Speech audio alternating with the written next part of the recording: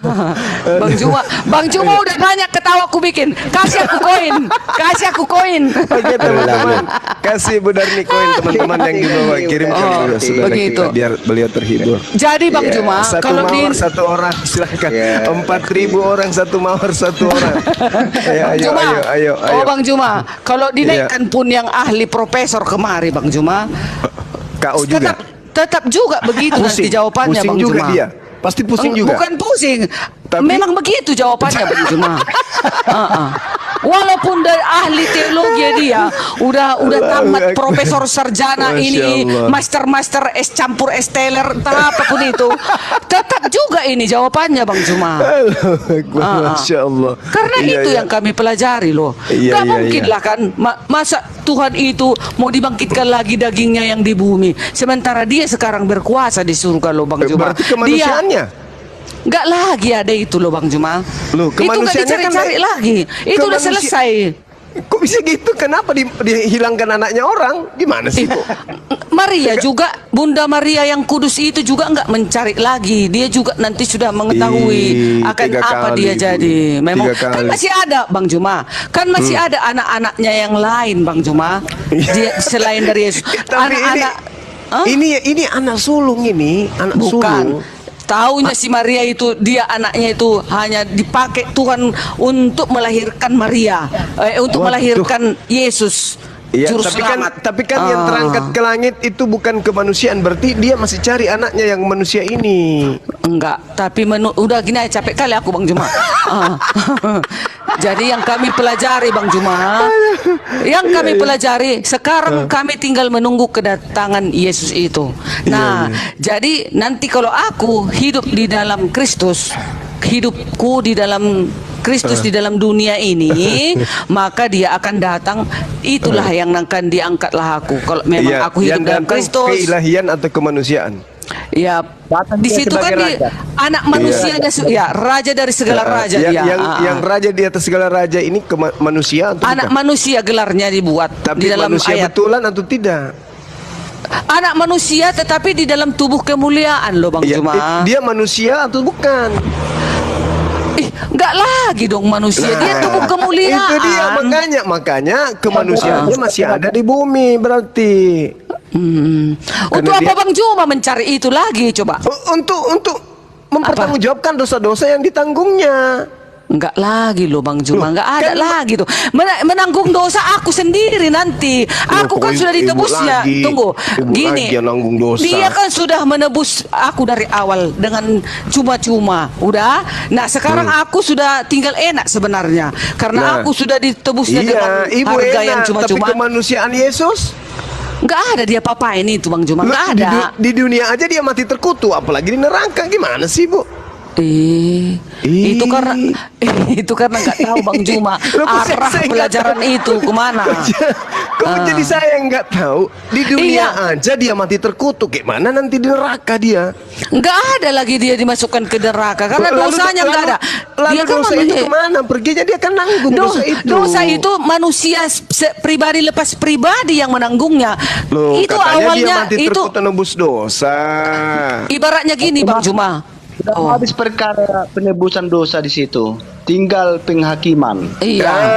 Itu makanya aku bilang dia akan bawa dosa-dosanya orang Kristen ke penghakiman, karena manusia dibangkitkan untuk diupah berdasarkan perbuatan masing-masing. Nah, dia menanggung dosa-dosanya orang Kristen. Dia harus berhadapan dengan mahkamah. Akunya yang berhadapan di tahta pengadilan Kristus. Bukan ibu yang menanggung berhadapan. Yesus yang menanggung. Aku sendiri menanggung Bang Juma. Makanya nanti Yesus menanggung dosa manusia, Ibu. Ibrani 9:28. Demikian pula Yesus hanya satu kali saja mengorbankan dirinya untuk menanggung. Menanggung dalam bahasa Yunani itu adalah anapero. Anapero, Bu. Dia yang menanggung, kemudian begitu juga ketika dia mengorbankan dirinya untuk menanggung. Jadi dia yang harus menanggung segala dosa yang dilakukan oleh orang yang itu sudah selesai ketika di kayu salib dikatakan nggak bisa. Dosa manusia itu harus diadili. Dosa manusia harus diadili. Dia dosa manusia. Sedangkan di dunia saja dia berimbas dengan kematian secara terkutuk, apalagi nanti di sana. Nggak bisa bang, harus dihakimi. Maka manusia dibangkitkan untuk dihakimi. Tadi sudah kita baca kan, bagaimana kemudian orang yang berbuat baik dibangkitkan untuk diselamatkan. Orang yang bangkit menanggung banyak dosa dibangkitkan untuk dihukum. Anda baca coba di dalam Yohanes 5 nomor 28-29 itu.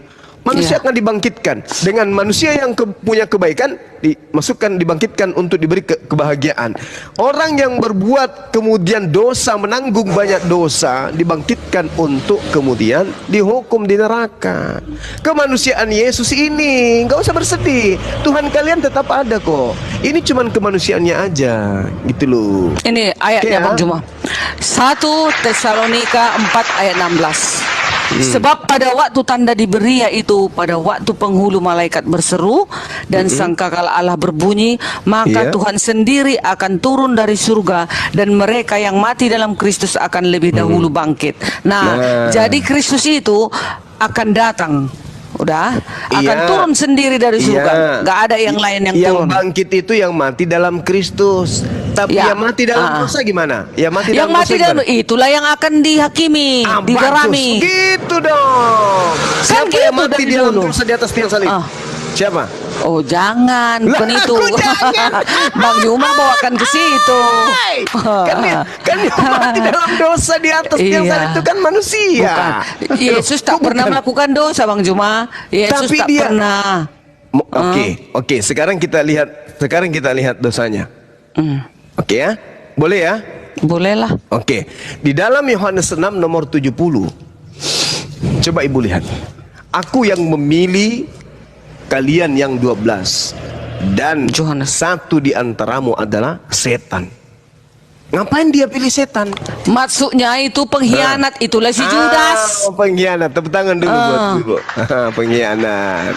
Jadi Yudas ini ibu sudah mengakui dia berkhianat. Oke? Iya. Di mana dosanya kemudian? Di mana dosanya Yesus? Di mana dosanya? Apa dosa Yesus? Nggak ada dosa Yesus. Sekarang begini, dia datang ke dunia untuk apa? Untuk memperdamaikan manusia dengan kepada Elohim. Dengan cara menebus manusia dari dosa. Oke, berarti dia yang memprakarsai sehingga Yudas kemudian mengkhianati dirinya.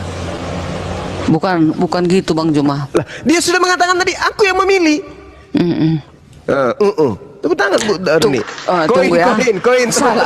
Kasih koin. Enggak. Bukan. Aku jadi kasihan aku lah. Kalau aku kami orang Kristen nggak paham kalinya tentang penebusan ini Bang Juma. Tapi begitu datang Bang Juma obra-abri gitu, biar kacau orang Kristen itu. Tetapi enggak loh. Bukan. Kita bicara apa adanya aja. Jadi Yesus yang memilih yang ke-12. Dia datang kemudian untuk menanggung dosa Bu Darni dan dosa saudara-saudara Kristen yang lainnya. Nah, ini ada satu rancangan dirancang sedemikian rupa, diantaranya iblis dilibatkan. Betul atau tidak? Ya tentulah ada iblis karena ada kejahatan. Gitu. Tepuk tangan. Nah, ini kita sudah mulai masuk ke dalam daftar dosa-dosa dia, karena dia melibatkan iblis di dalam melakukan satu tindakan untuk nebus dosa. Yang kedua, imam-imam kepala, mahkamah-mahkamah agama melakukan satu upaya pemalsuan atau kesaksian-kesaksian palsu. Itu dikarenakan keinginannya untuk membunuh Yesus. Betul atau tidak? Iya. Semua itu harus berjalan karena udah dinubuatkan. Berarti Yesus bekerja sama dengan iblis untuk supaya dia menanggung dosa di atas tiang salib. Betul tidak? Enggak, kalau itu enggak kuterima. Kalau itu enggak kuterima. Kenapa bisa? Menurut